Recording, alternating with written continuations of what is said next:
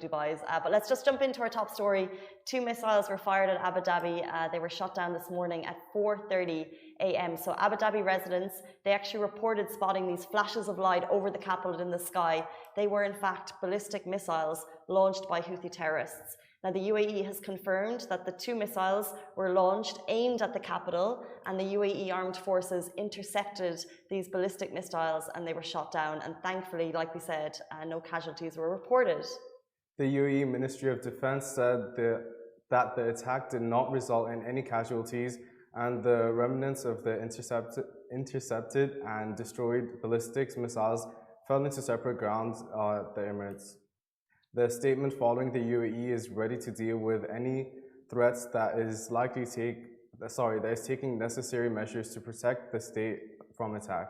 So immediately after, we already have a statement from the Ministry of Defence on this, and they've added in previous statements that the ministry believes that the terrorist militia is spreading terrorism and chaos in the region in order to achieve its illegal aims and objectives. And the Ministry of Foreign Affairs said that the UAE reserves the right to respond to these sinister attacks and describe them as heinous crimes committed by the Houthi militia, of course, which is outside international and humanitarian laws.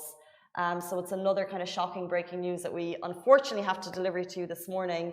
You can see some footage shared on Twitter, which is going viral. And then we also have kind of like the comments coming in of everyone. I think it's just basically a very scary time.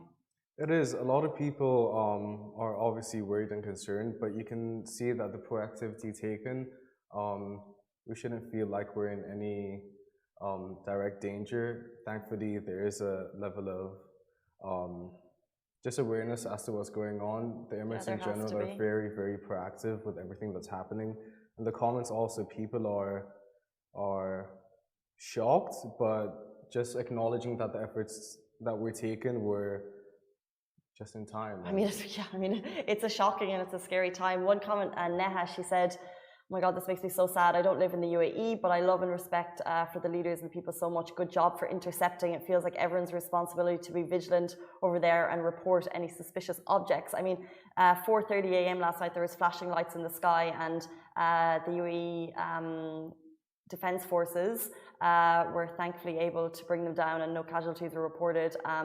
But as we've said previously, the UAE is not taking this lightly. The fact that civilian infrastructures were basically targeted is a cause for, I think, even internationals to jump in at this case. So we are asking the UN for a meeting, and we have a lot of support from major powers internationally because it's a violation, in their words, a flagrant violation of international law.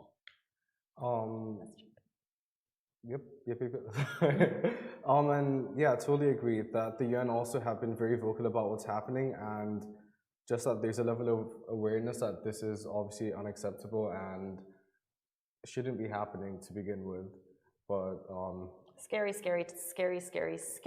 time. 100%. I'm getting heart palpitations. This is the thing. You wake up and it's another kind of like jigsaw piece in some kind of news that we just wish wasn't ongoing. But the UAE forces are on it. But what's scary is that this story could have been completely different, So again, back to the proactivity, like it would have resulted in different outcomes, but the fact that there was that level of proactivity, we're super thankful. 100%, super grateful, and it's just good to be in the UAE with so much acknowledgement over what's going on in general. But moving on to